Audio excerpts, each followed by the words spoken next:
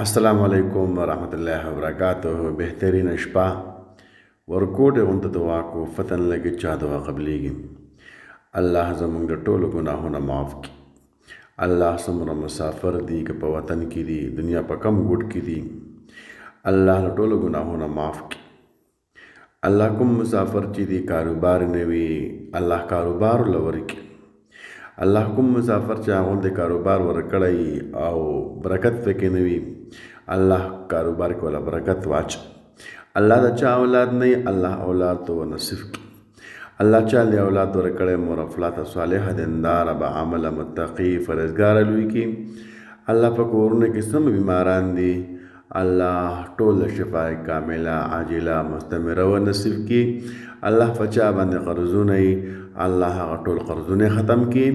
الله جل جلاله د کوم خویندرونو چې واده نه وي شوی الله واده ورته نصیب کړي. چې کوم رونه خویندې الله مجردې وي الله تعالی ښایسته ښایسته بیبیانه و نصیب کړي.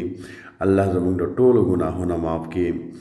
الله څومره مشران کشران دنیا نه تللي دي الله له ټولو مغفرت نصیب کړي. په کمنټ کې ضرور آمین ثم آمین ولیکئ. پته نه لګي تاسو به ما رفا دعا وغواړئ زه به ستاسو رفا دعا وغواړم.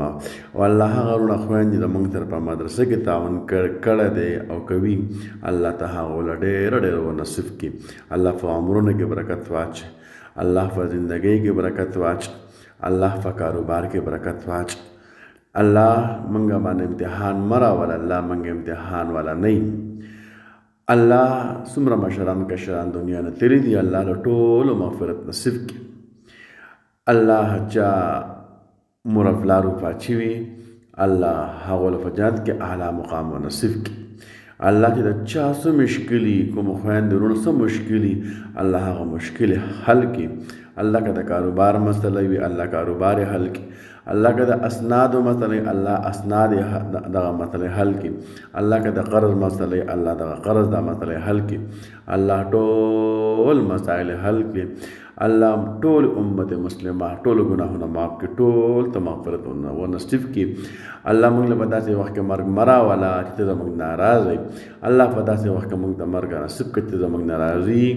اللهم ربنا آتنا فی الدنیا حسنة وفي الآخرة حسنة وقنا عذاب النار.